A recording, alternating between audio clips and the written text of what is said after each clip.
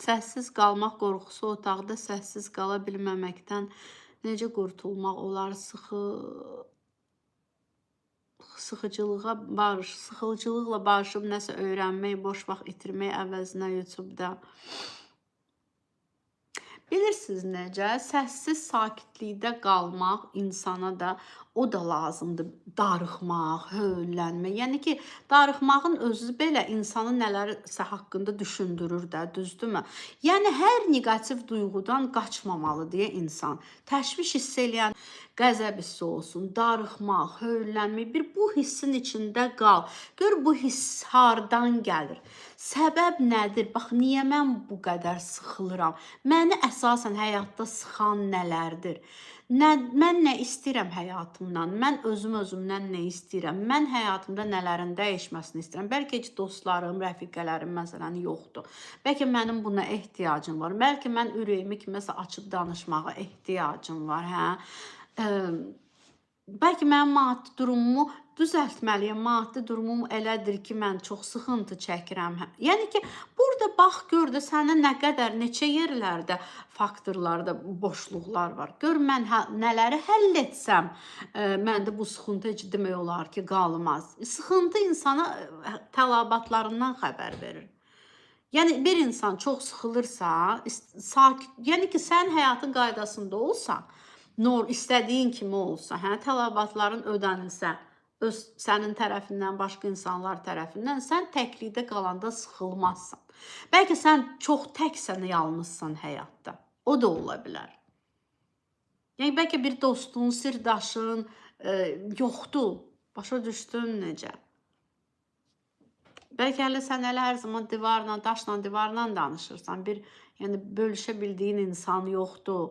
Yəni, qorxma, sıxıntıdan insan qorxmamalıdır. Ümumiyyətlə, hər insanda hansı his çox kəskindirsə, negativ his, qorxmayın o hissdən. O hissi siz analiz edin. Hardan gəlir? Səbəb nədir? Mən bu qədər təşvişliyəm. Niyə mən bu qədər təşvişliyəm?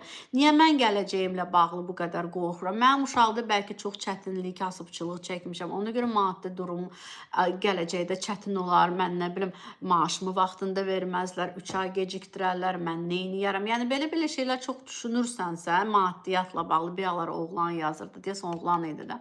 Yəni, burada baxmaq, yəqin ki, sən uşaqlığında böyük bəlkə sıxıntılar çəkmirsən. Yəni, ya bəlkə tək qalmısan, çarəsiz sadəcə olmusan bəlkə. Bəlkə ata tərəfdən, ana tərəfdən yoxluq çəkmirsən, yanında olmayıblar hər ikisi və yaxud biri. Yəni, sənin çarəsizliyin olub ki, nə vaxtsa, ola bilər bu hələ maddiyatla bağlı olub. Ya da ki, neysə elə bir şeylər olub ki, insanın əgər təşvişi sırf maddiyatla bağlıdırsa, bildiniz necə? Elə insan, məsələn, çox çətinlik çəkən insanlarda yenə də maddiyatla bağlı, onlar necə olur? Onlar hər bir əşyanı belə çətinliklə tullayırlar. Demirəm ha, hamısı. Bəziləri, hə? Yəni ki, görürsən ki, evində o qədər lazımsız əşyalar var, pal-paltar var, 20 ilində, 15 ilində, nə bilim, neçə ilində. Yəni, belə deyim də, hər zirzibilə elə tutub saxlayıb evdə. Nədən? Çünki qorxusu var, birdən mənə lazım olar. Birdən mənə lazım olar, mən ala bilmərəm.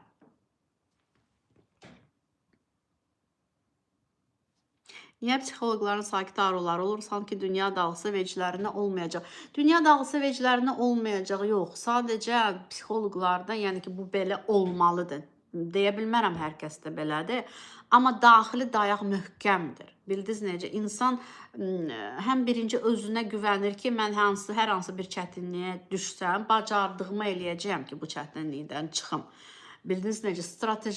Strategiyalar qurmaq qabiliyyəti olur o insanlarda.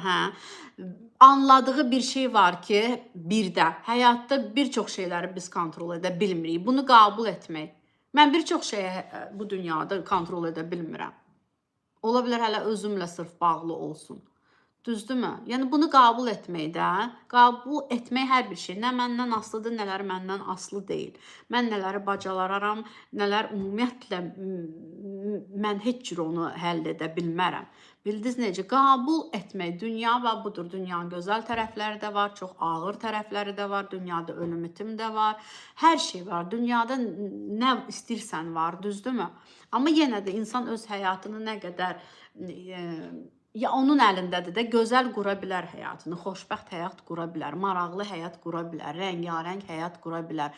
Doymuş ola bilər də bu dünyada. Yəni ki, hər günü deyə bilər ki, ürəyicə keçirdə bilər bu həyatı. Bildiniz necə? Yəni psixoloq ona görə çox zaman rahatdır. Çətinliyi olanda da, hə, bəyəm psixoloqun çətinliyi olmur, bəyəm bizim ürəyimiz sıxılmır, bəyəm biz heç bir dara çətinə düşmürük, düşürük. Amma yenə də ona bütün çətinliklərə yanaşma tərzimiz.